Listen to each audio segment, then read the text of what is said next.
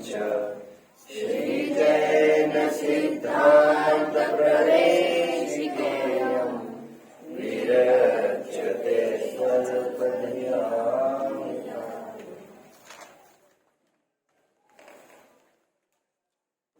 कमाल है इस सह अस्तित्व का,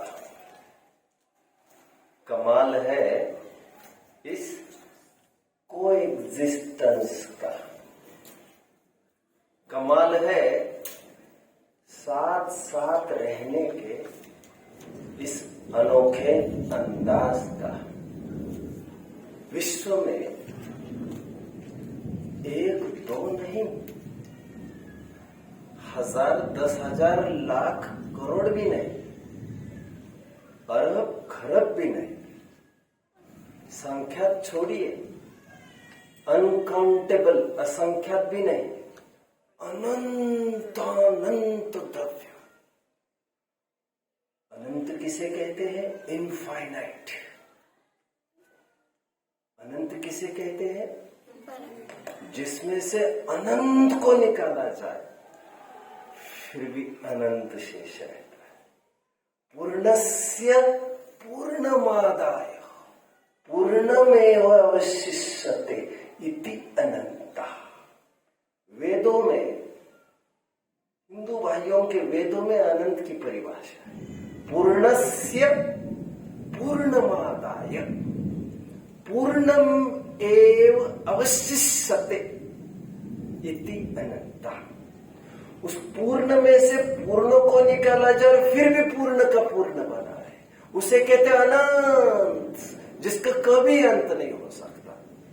अभी गजब तो देखिए, यह विश्व जो अनंत द्रव्यों का समुदाय है, आज मैंने अनंत इस शब्द का प्रयोग किया है, गैदर योर अटेंशन। कल तक मैं यही कह रहा था आपको, मैं एक की विश्व समस्त द्रव्यों का समूह है। आज उस समस्त को मैंने न्यूमेरिटिकल फॉर्म में आपको लाया। मैं जानता हूं आपको बहुत मजा नहीं आया होगा, क्योंकि न्यूमेरिटिकल फॉर्म 2, 5, 8, 10 नहीं है, अनंत है, हमारे समझने से परे है। लेकिन कमाल तो देखिए, इस विश्व में 1, 2 नहीं, अनंत द्रव्य रहते, अनंत। और फिर भी सभी द्रव्य अपने अपने अस्तित्व को, अपने अपने व्यक्तित्व को, अपनी अपनी इंडिविजुअलिटी को, अपनी अपनी एंटिटी को बरकरार रखता है। कोई भी द्रव्य अन्य द्रव्य में जाकर मिलता नहीं है, सभी द्रव्य अपने अपने स्थान पर बरकरार रहते हैं। कमाल देखिए, कमाल इस कोएग्जिस्टेंस का, इस सह अस्तित्व का, साथ साथ रहने के इस अनोखे अंदाज का। इसी विश्व में अनंत अनंत द्रव्य रहते हैं, लेकिन कोई द्रव्य किसी द्रव्य से संबंध नहीं रखता है। कोई द्रव्य किसी द्रव्य से संबंध नहीं रखता है, लेकिन रहते इसी विश्व में ही है। मोक्षार्थियों, विश्व की परिभाषा पढ़ते समय हमने दार्शनिक पहलू को देखते समय 2 बिंदु उजागर किए थे। मैंने ये कहा था, ईश्वर और विश्व का कर्ता कर्म संबंध है, ऐसे हमारे कुछ अज्ञानी भाई मानते हैं। उनके अज्ञानता का बेनकाब करते हुए जैन शास्त्र ने ये प्लेस किया बात को, नहीं, ये द्रव्य किसी के भी द्वारा बनाए नहीं गए हैं, इसलिए विश्व की न ही उत्पत्ति होती है और न ही नाश भी होता है। यदि उत्पत्ति और नाश हो सकता होता तो उसकी परिभाषा संभव नहीं होती। विश्व की परिभाषा भी नहीं कर सकते होते फिर, और कर इसीलिए सकते हैं क्योंकि वो है और वो काल्पनिक नहीं है। मिथ्या नहीं है, वो है, वो रियलिटी में है। दो बातें कही थी मैंने। वे कहते हैं ईश्वर के द्वारा किया गया है ये विश्व, और वे ये कहते हैं विश्व में जितने भी द्रव्य ऑब्जेक्ट्स चीजें हैं वे सब ईश्वर के अंश है। और यहाँ पर यह कहा गया अभी अभी भी भूमिका में, किसी के अंशवंश नहीं है, सभी द्रव्य स्वतंत्र भिन्न पृथक है और ना ही किसी के द्वारा किए गए हैं। दार्शनिक मत का खंडन कर चुके थे। अभी मैं भूमिका में इतना ही बता सका हूं आपको।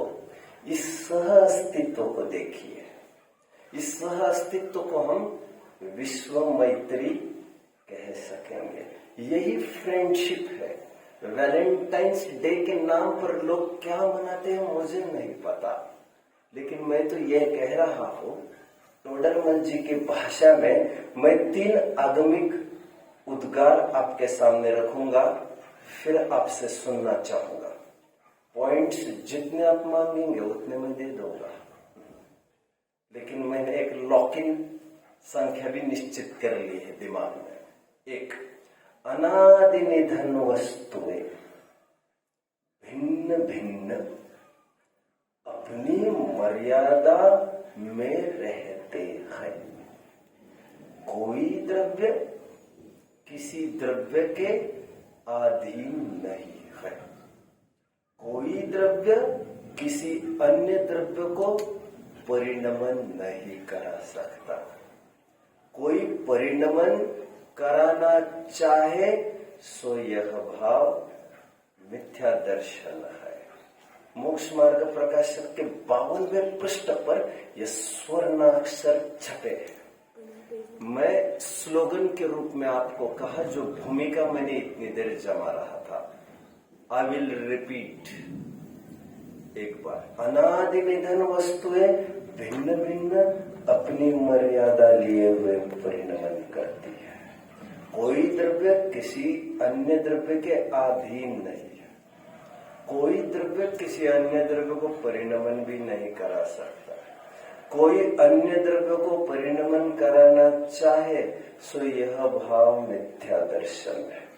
टोडरमल जी ऐसा कहते हैं। जब समय सार की तीसरी गाथा देखने जाते हैं तो उसकी टीका में एक लाइन बहुत सुंदर है। इस विश्व में सभी अनंत द्रव्य एक ही स्थान पर रहते हुए भी कोई द्रव्य अपनी व्यक्तिता को, इंडिविजुअलिटी, एंटिटी, स्वतंत्र सत्ता, अपनी व्यक्तिता को नहीं छोड़ते। इसीलिए कहा जाता है कोई द्रव्य किसी अन्य द्रव्य को स्पर्श नहीं करता। जयचंद जी छाबड़ा एक विद्वान हुए हैं। वे तो अपनी 12 भावनाओं में शायद एकत्व भावना में बड़ी सुंदर बात कहते हैं। अपने अपने सत्वों को सर्व वस्तु विनसाय। अपनी अपनी सत्ता में सभी द्रव्य मस्त, सुरक्षित, सुंदर, सत्यम शिवम सुंदर है। उनको कोई डिगा नहीं सकता। मैंने 3 कोट्स करे, कोई बोल सकता है इनको? शाबाश, इनको एक पॉइंट दे दिया जाए। भैया आप मेरे सामने बैठोगे आनंद भाई, तो that will be helpful for me. बढ़िया बढ़िया, मजा आ गया, मजा आ गया। मैं नहीं जानता आप कितने सफल होंगे, शायद आप जानते होंगे, बट ये पॉइंट सफलता के लिए नहीं है, सफलता की कोशिश के लिए है। कोशिश बहुत बड़ी चीज है। बोलिए। अनादि निधन वस्तुएं अपने भिन्न भिन्न मर्यादा के लिए परिणमन कहते हैं। कोई द्रव्य किसी द्रव्य को परिणमन नहीं करा सकता। यह कराने की भावना को मिथ्या दर्शन कहते हैं।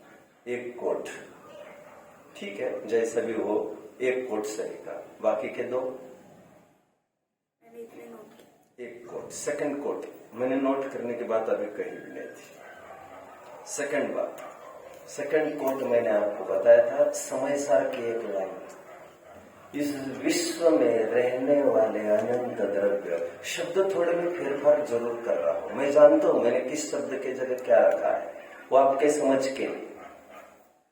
इस विश्व में रहने वाले अनंत द्रव्य, एक स्थान पर रहते हुए भी कोई द्रव्य अपनी व्यक्तिता को नहीं छोड़ता।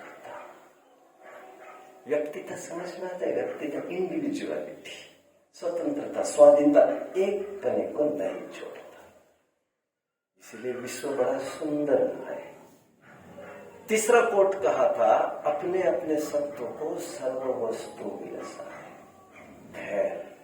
अब मैं आगे बढ़ रहा, किसी को रिपीट करके दिखाना है तीनों कोट्स, बोलिए।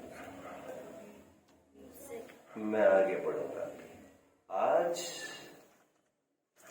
हम थोड़ी ऊपर की सीढ़ी चढ़ेंगे, टेक्निकल एनालिसिस करेंगे। ये मत भूलिए, आप वैज्ञानिक हो, हम कुछ रटने नहीं आए, हम समझने आए, कुछ समझने। क्योंकि सुख रूपी फल की प्राप्ति समझने से मिलती है, रटने से नहीं। द्रव्य की परिभाषा को हम डिस्कवर करते हैं। हाँ, मैं सही कह रहा हूं। द्रव्य की परिभाषा को हम खोजते हैं। पढ़ना नहीं है हमको कुछ भी, देखे तो क्या निकलता है। जैसे मैंने कहा था, द्रव्य मतलब चीज। अनंत द्रव्य के समूह को विश्व कहते हैं। बट ये द्रव्य मतलब क्या, द्रव्य को डिफाइन कैसे करेंगे, परिभाषित कैसे करेंगे, आइए देखते हैं। सरल प्रश्न आपको, यदि आपको कोई ये कहे आम को डिफाइन करो, आम को डिफाइन समझ में आता है? Define, what is define? परिभाषित करो। आम को परिभाषित करो, आम तो समझ रहे ना। मैंगो की परिभाषा करो, कोई कहे तो आप क्या परिभाषा करेंगे? यदि आप ठीक परिभाषा कर पाए तो समझ लेना आप द्रव्य को समझ गए हैं, और इस भांति विश्व को भी। हाँ, और ये मत समझिए कि जिनवानी बहुत बड़े विद्वानों को लिखी गई, ऐसा नहीं। अब ग्राउंड लेवल पर सोचिए, ग्राउंड लेवल पर, तो आपको आसानी से पकड़ में आ गया। आम की परिभाषा क्या करेंगे? आपको कोई पूछे आम पर निबंध लिखना, तो आम पर आपको कुछ बोलना, क्या बोलेंगे? कोई पूछे आम कैसा होता है भैया, तो आप क्या कहेंगे?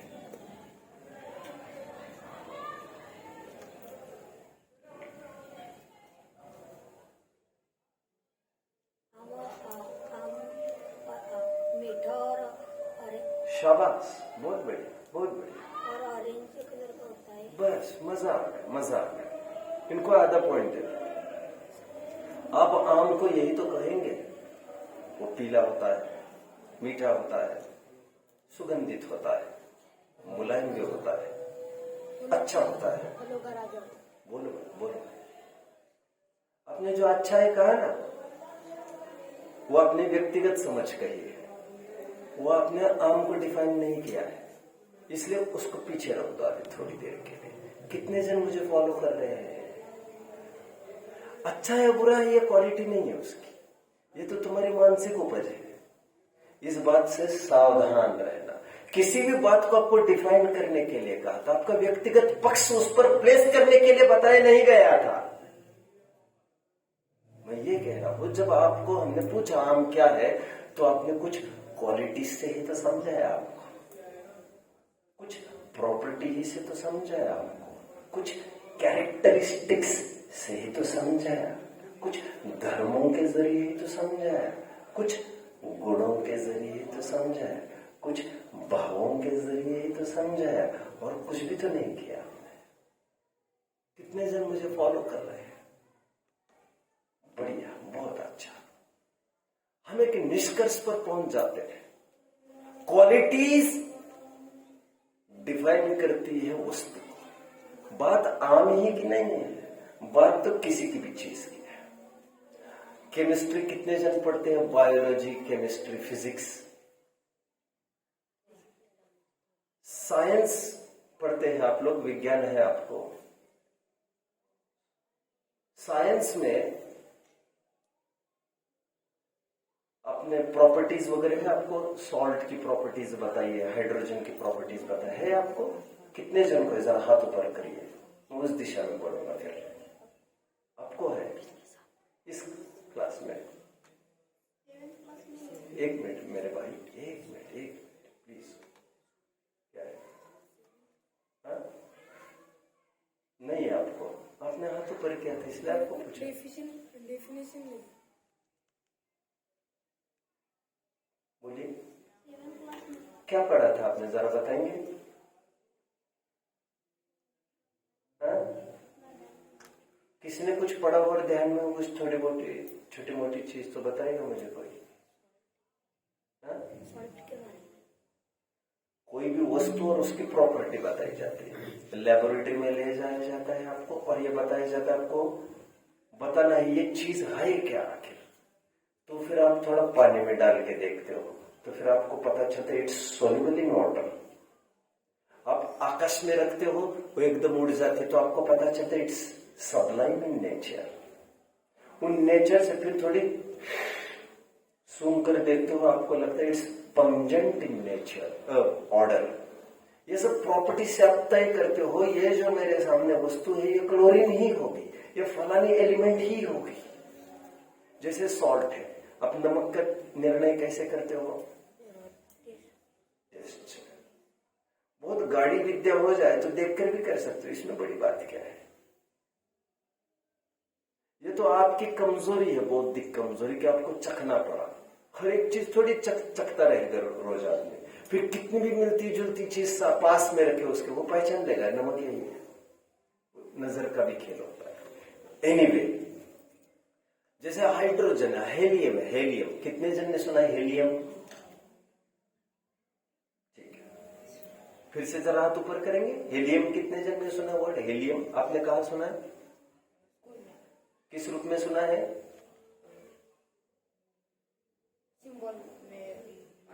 सिंबल आया, He, हेलियम। पीरियोडिक टेबल में एटॉमिक नंबर 2, राइट? ये पढ़ा आपने, बस तो फिर मजा आ गया।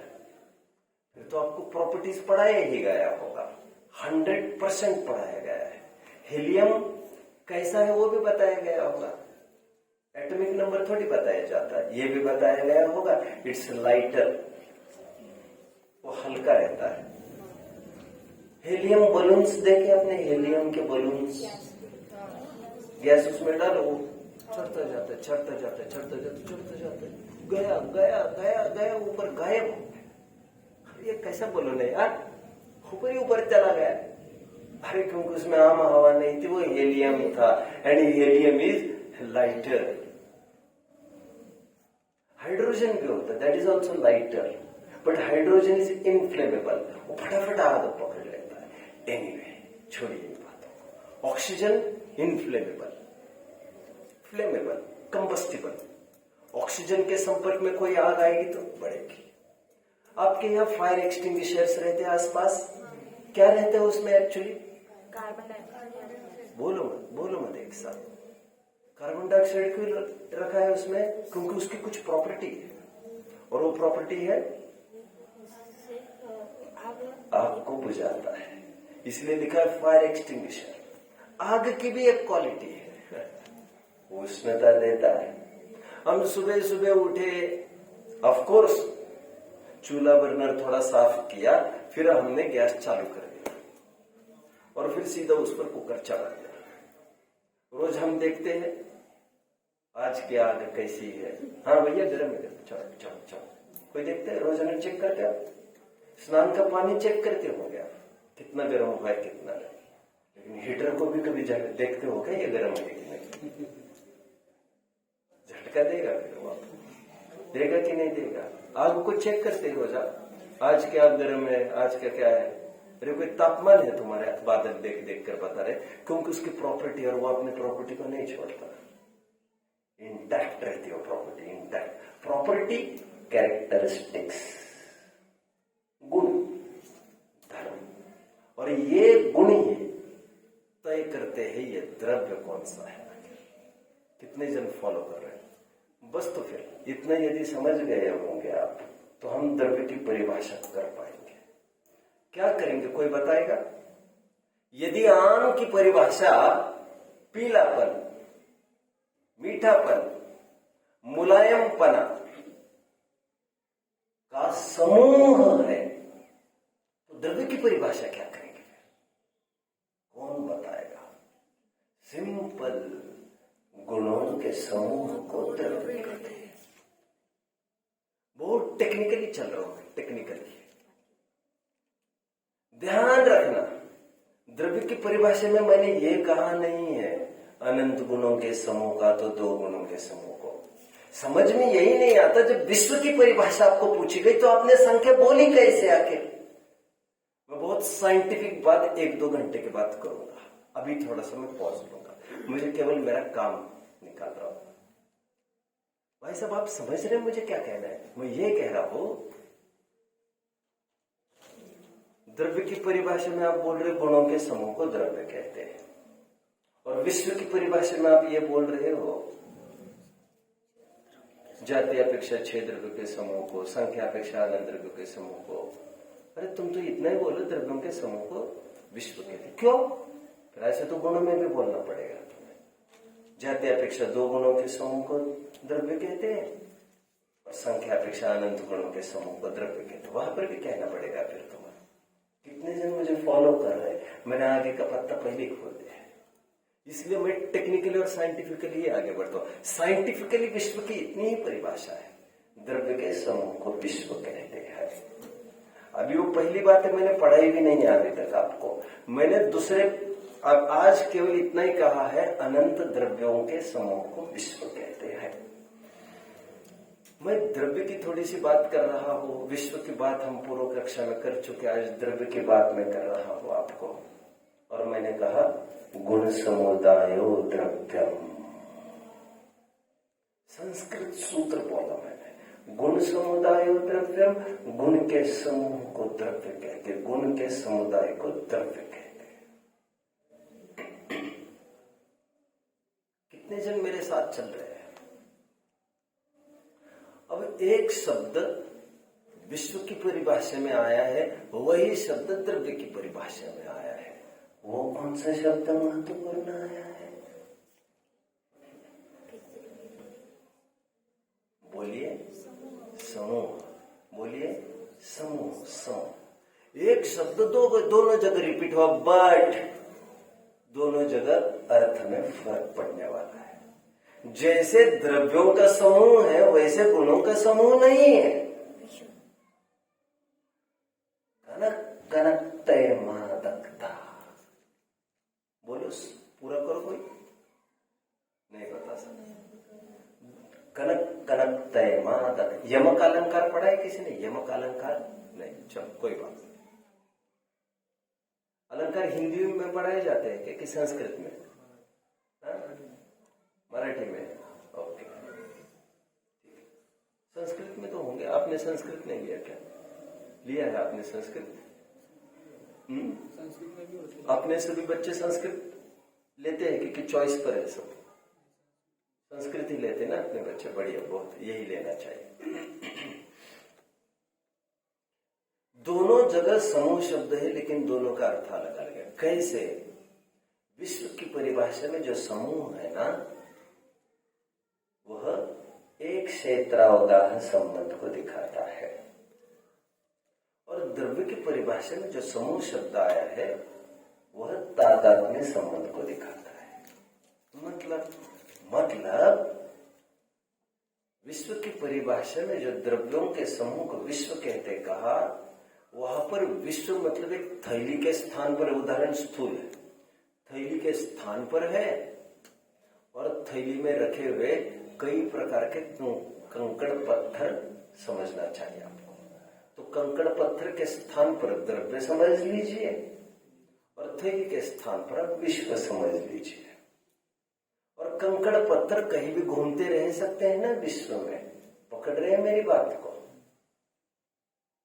समूह है उस कंकड़ों का, पत्थरों का समूह, वो पोटली। इसमें कंकड़ एक स्थान से दूसरे स्थान पर चला जा सकता है। बट जो द्रव्य की परिभाषा हमने की, गुणों के समूह को द्रव्य कहते हैं, वहां पर ऐसा नहीं है कि ज्ञान गुण द्रव्य का एक गुण हटकर कहीं और चला जाए दूसरे गुण को छोड़कर। जैसे दो कंकड़ है एक थैली में, उनका डिस्टेंस समान ही रहेगा क्या हमेशा? नहीं, कभी टकराएंगे, कभी दूर चले जाएंगे, ये तो सब होता रहेगा। पास आएंगे, दूर जाएंगे।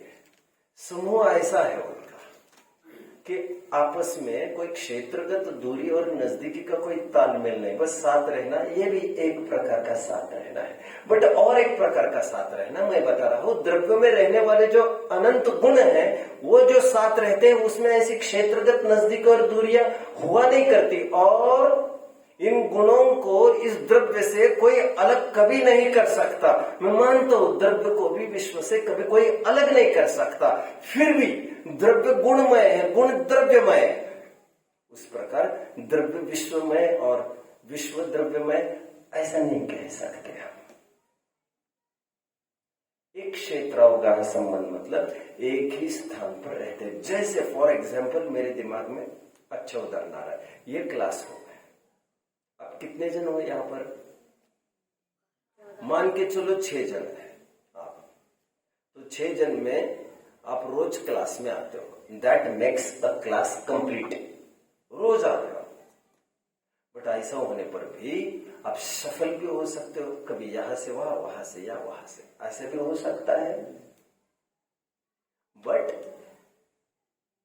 ये विश्व की परिभाषा में समूह का अर्थ समझना चाहिए। एक क्षेत्रावगाह संबंध, बस एक क्षेत्र में रह रहे, बट उस क्षेत्र में कहीं भी कुछ भी हो सकता है। पकड़ रहे मेरी बात को? लेकिन जो द्रव्य में अनंत गुण है, वे अनंत गुण सर्वत्र रहते हैं द्रव्य में, और उसमें नजदीकी दूरी नहीं हुआ करती, सर्वत्र है वे गुण। और गुण कभी भी द्रव्य से अलग नहीं किया जा सकता है, एक भी गुण। इसे कहते हैं तादात्म्य संबंध। एक क्षेत्र अगर आप डिस्टिंग्विश भी कर सकते, टेबल बन सकता है, एक क्षेत्रावगाह संबंध और तादात्म्य संबंध। एक क्षेत्रावगाह संबंध 3 शब्दों से मिलकर बना, एक क्षेत्र अवगाह संबंध। तादात्म्य संबंध 2 शब्दों को लेकर बना है, तत् आत्म्य संबंध। ये तो एक पॉइंट हो गया। दूसरा पॉइंट, एक क्षेत्रावगाह संबंध मतलब उसी स्थान पर रहना, बट तादात्म्य संबंध मतलब उसी स्थान पर रहने के अलावा और भी कुछ क्वालिटी है, उसके और भी कुछ नजदीकी है, और वो नजदीकी इस प्रकार की है, उनको कभी भी अदा जुदा नहीं किया जा सकता, अलग नहीं किया जा सकता। वही प्राण है, उसके तादात्म्य वही उसकी आत्मा है, आत्मा। तीसरे पॉइंट पर आप कुछ उदाहरण लिखेंगे, जैसे जीव और शरीर एक क्षेत्रावगाह संबंध में रहते हैं, एक ही स्थान पर ही तो रह रहा है जीव और शरीर, हाँ या ना बच्चों? आप कमरे से यहां तक आए हो तो आप मतलब कौन आया है?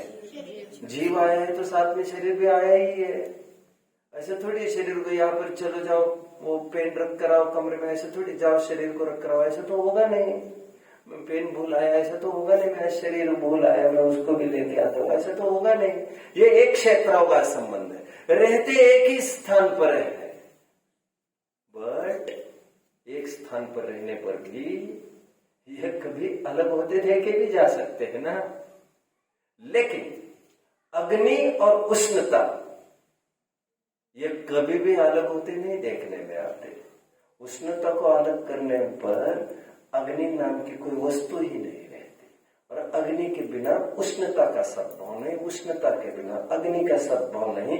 मानो उष्णता अग्नि की आत्मा ही है, इसलिए तादात्म्य उस रूप है, इंटैक्ट जो मैं कह रहा हूं, वो प्राण है, उसका प्राण, उसके बिना उसकी सत्ता हयाती होती ही नहीं। कितने जन मुझे फॉलो कर रहे हैं? कितने जनों को कोई प्रश्न है? कोई भी प्रश्न अभी तक के कोई भी विषय में बोलो आनंद। आपने कहा था द्रव्य विश्व में और विश्व द्रव्य में ऐसा नहीं होता, लेकिन द्रव्य से ही तो विश्व है, तो फिर ये द्रव्यों का समुदाय वह विश्व। देखो इसमें समझने की बात है थोड़ा,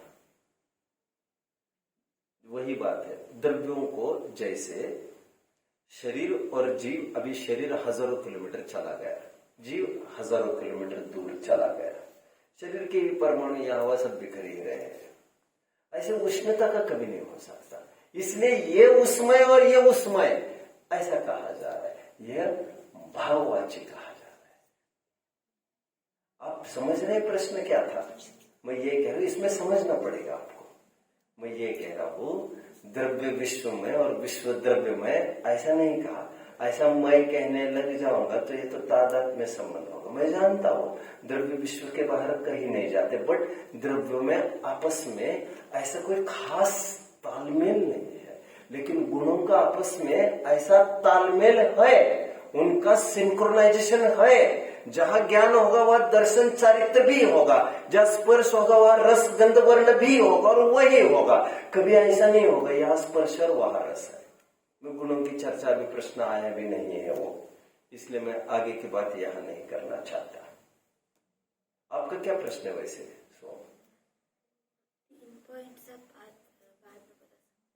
3 पॉइंट्स में पहला पॉइंट मैंने संधि विच्छेद का कहा, दूसरा पॉइंट मैंने परिभाषा की, तीसरा पॉइंट मैंने उदाहरण मात्र दिया है, चौथा पॉइंट और बन सकता है कि विश्व में, विश्व की परिभाषा में समूह एक क्षेत्रावगाहन संबंध का वाचक है, और द्रव्य की परिभाषा में समूह ये शब्द तादात्म्य संबंध का वाचक है।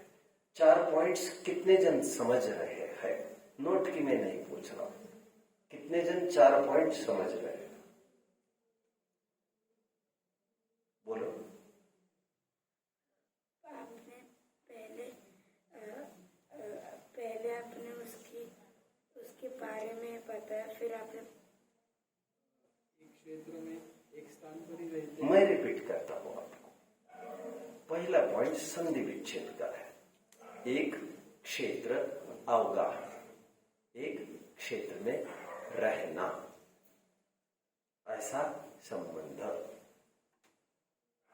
मैं यही तो कह रहा था, कोई एग्जिस्टेंस, सह अस्तित्व, साथ साथ रहना, यही तो मैं बोल रहा था। गुण भी साथ साथ रहते, द्रव्य भी साथ साथ रहते, लेकिन दोनों के साथ में कुछ खास बात है। आप समझ रहे हैं मेरी बात को? क्या खास बात है? सेकंड पॉइंट में यह बताया गया, तादात्म्य की तरफ, तादात्म्य संबंध में यह कहा गया तत् आत्मीय, उस मय होना मतलब ये उस रूप और ये उस रूप।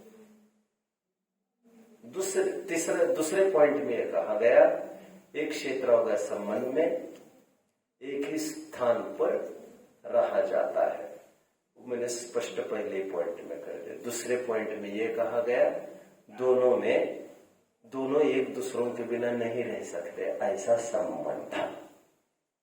शरीर और जीव एक दूसरों के बिना नहीं रह सकता, ऐसा कुछ है क्या? ऐसा नहीं होता, ऐसा नहीं होता। लेकिन ज्ञान और दर्शन एक दूसरों के बिना नहीं रह सकते, स्पर्श और रस एक दूसरों के बिना नहीं रह सकता। तीसरे पॉइंट में उदाहरण दिया गया था, जैसे विश्व के सभी द्रव्य, और वहां पर कहा गया था, वो थैली का ले लो, पोटली के एक कंकड़ पत्थर। यहाँ उदाहरण लिया था अग्नि और उष्णता का। और चौथे पॉइंट में बताया गया था विश्व की परिभाषा में समूह ये शब्द एक क्षेत्रावगाह संबंध का वाचक है, और द्रव्य की परिभाषा में समूह ये शब्द तादात्म्य संबंध का वाचक है। मतलब सभी अनंत द्रव्य एक क्षेत्रावगाह में रहते हैं। ये जो शरीर दिख रहा है ना आपको, शरीर, ये भी अनंत द्रव्य है। कितने हैं? वे एक दूसरे रूप नहीं होते, इनका तादाद में नहीं है। एक परमाणु यहाँ रहते, एक परमाणु चला जाता है। समझ रहे हैं मेरी बात को? परमाणुओं का पिंड है, जैसे बालुओं का ढेर होता है ना, बालुओं का ढेर, लेकिन उस पर प्लास्टर लगा दो तो ऊपर से ऐसा दिखता नहीं है। उसी प्रकार प्लास्टर लगा है ऊपर, प्लास्टर रियली अंदर में ऐसे सब बिखरे बिखरे बिखरे बिखरे बिखरे अलग अलग अलग अलग परमाणु है इस शरीर में। यदि बिखरे नहीं होते तो ना ही हाथ टूटता, ना उंगली टूटती, ना कुछ होता, ना कभी कुछ होता भी। ये जुड़कर ही बने हैं, इसलिए टूटना इनका स्वाभाविक है। आत्मा जुड़कर नहीं बना है, इसलिए इसका टूटना बनता नहीं है। दीवार टूटती है क्योंकि जुड़कर बनी है वो। 4 पॉइंट्स मैंने कहे, एक क्षेत्रौघ संबंध और तादात्म्य संबंध के लिए साथ साथ दोनों रहते हैं। लेकिन मैं द्रव्य में ये कह रहा हूं, जो गुण साथ साथ रहते हैं उसमें कुछ खास बात है। जहां ज्ञान है वहां दर्शन भी है, और ज्ञान और दर्शन की दूरी कम ज्यादा नहीं की जा सकती। और ऐसा कभी नहीं होगा कि ज्ञान दर्शन के बिना रह पाया। शरीर के बिना जीव रह पाता है क्या? बिल्कुल रह पाता है। देखो सिद्ध भगवान, सिद्ध भगवान ही को क्यों देखना है? पूर्व शरीर कितने छोड़ के आए, आज जीव उनके बिना तो रह ही पा रहा है ना। तो जीव शरीर के बिना तो रह सकता है, शरीर भी जीव के बिना रह सकता है, हाँ या ना? है तो उसी प्रदेश में, है तो उसी लोकाकाश में, हर जगह। लेकिन फिर भी इतनी दूरी बन सकते। बट ऐसा नहीं हो सकता कि जैसे एक आत्मा है उसका ज्ञान एक तरफ हो जाए और दर्शन एक तरफ हो जाए, ऐसा नहीं हो सकता। समझ रहे हैं? और वैसे होने को, जैसे एक द्रव्य दूसरे द्रव्य रूप नहीं होता, वैसे एक गुण भी दूसरे गुण रूप नहीं हो सकता है। तो ऐसा भी एक दूसरे रूप तो कोई कुछ नहीं होता है। दो परिभाषा हुई, विश्व की कल कर चुके थे और आज द्रव्य की परिभाषा हुई। दोनों परिभाषा जरा कोई रिपीट करके दिखाइए मेरे सामने, जो यहाँ पर पढ़ाई गई है आपको। मैं बताता हूं, द्रव्यों के समूह को विश्व कहते हैं और गुणों के समूह को द्रव्य कहते हैं। अभी दो परिभाषा यहां से पढ़ाई गई।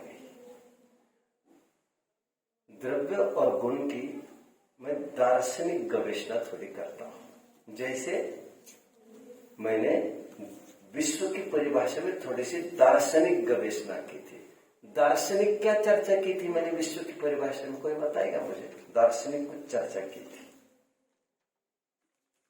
वो क्या की थी मैंने?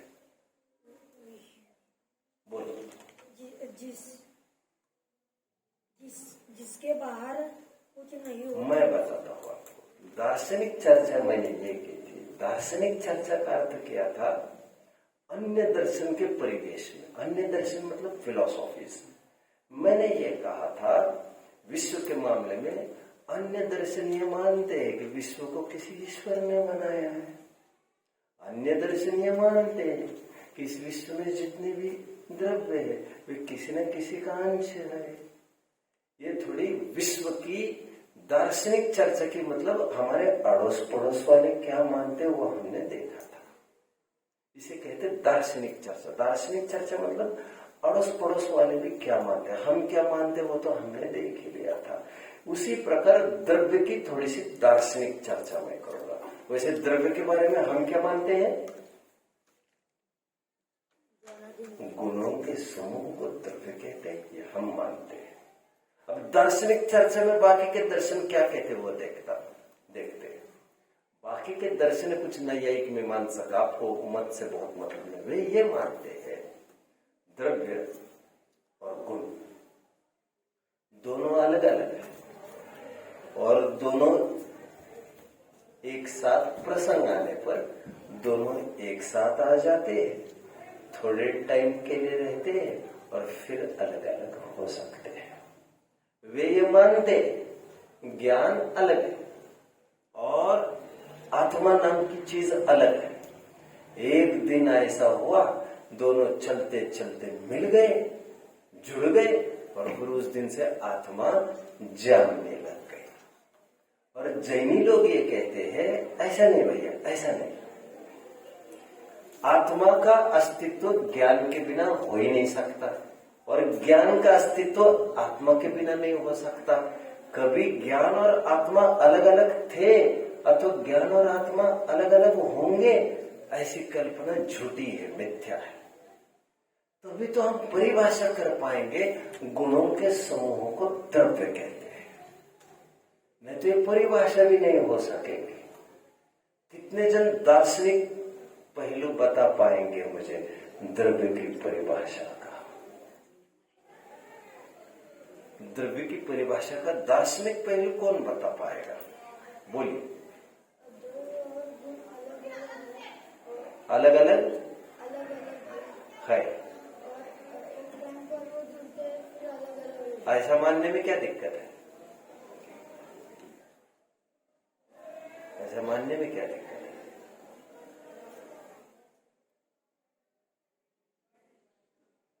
कुछ बोलेगा कोई?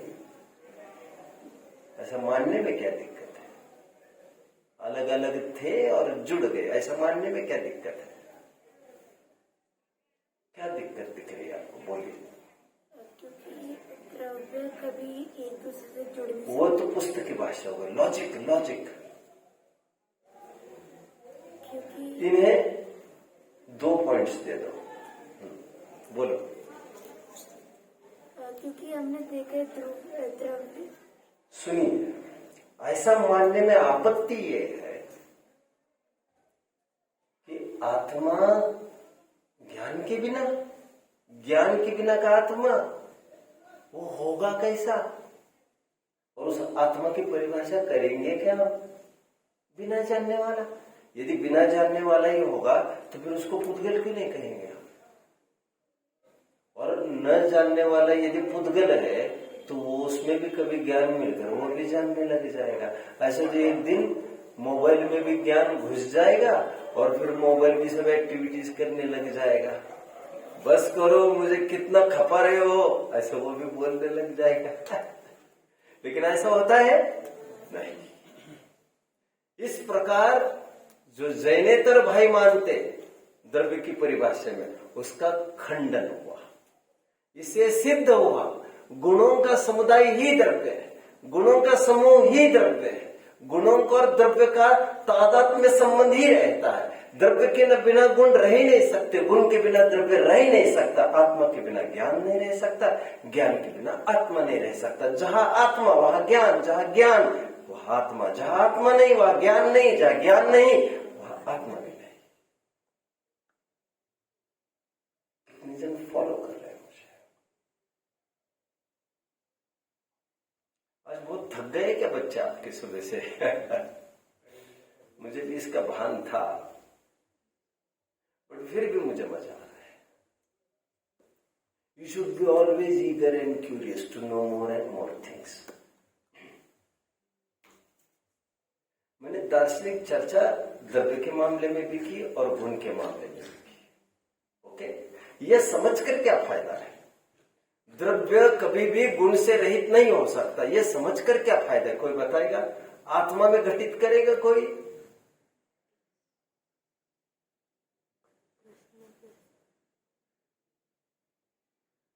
बोल सकता है? अब मैं बताता हूं।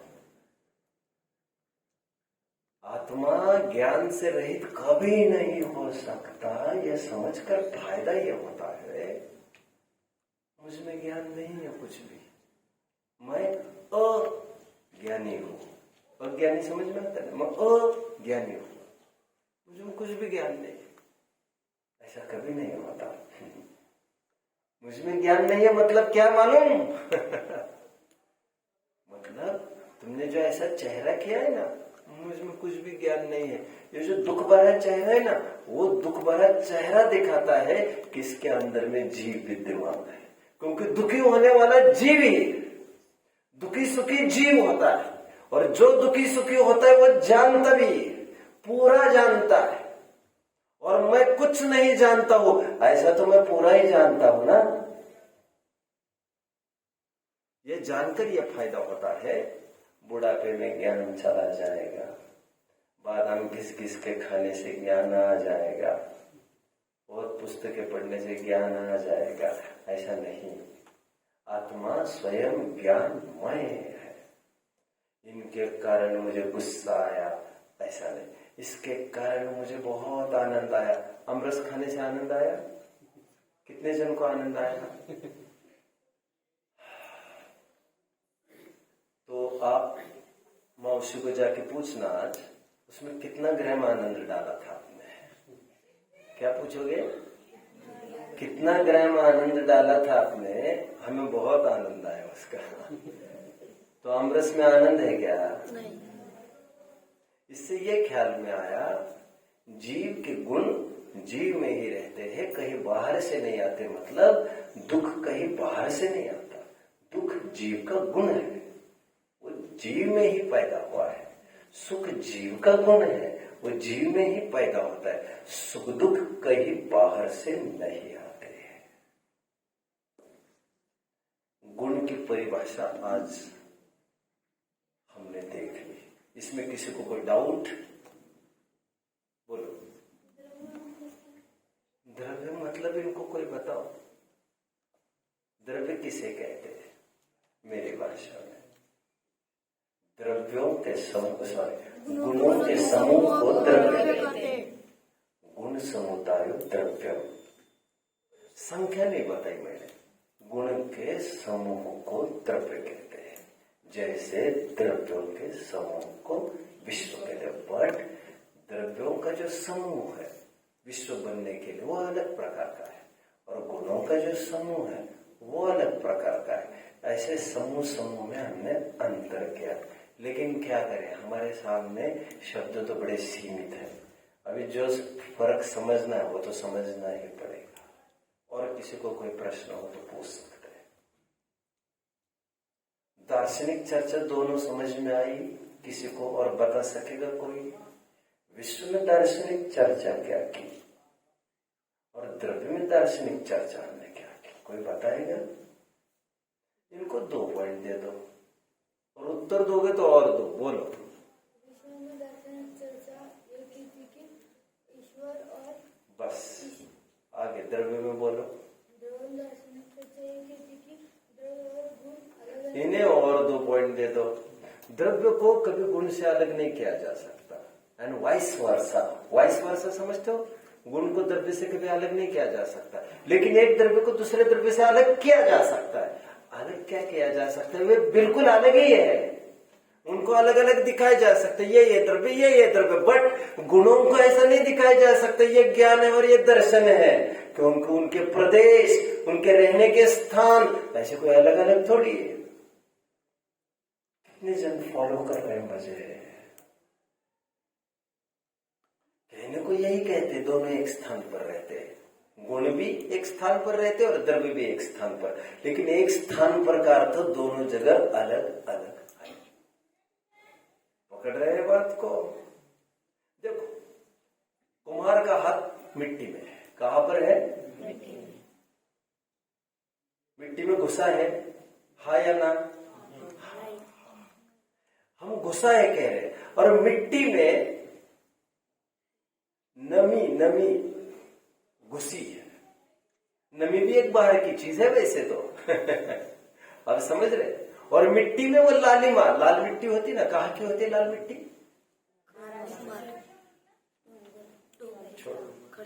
वो लालिमा मिली है। मैं 3 चीजें कही बच्चों अभी। मैंने ये कहा कुमार का हाथ घुसा है मिट्टी में, एक। फिर मैंने कहा वो पानी घुसा है मिट्टी में। फिर मैंने कहा वो लालिमा घुसी है मिट्टी में। ये घुसी है जो तीनों जगह कह रहा हूं ना मैं, इन तीनों जगह का अर्थ अलग अलग है। कुम्हार के हाथ को पीछे ढकेल कर किया जा सकता है, उसको नहला धुला कर मिट्टी से अलग किया जा सकता है, उस मिट्टी को सुखाकर नमी को भी अलग किया जा सकता है।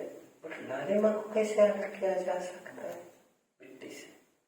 वो मिट्टी है ही लालिम, वो कोई पेंटेड थोड़ी है। तो तीनों जगह एक ही शब्द का प्रयोग होने पर भी अर्थ सब जगह बदल रहा है। बस दैट्स ऑल। किसी को कोई डाउट?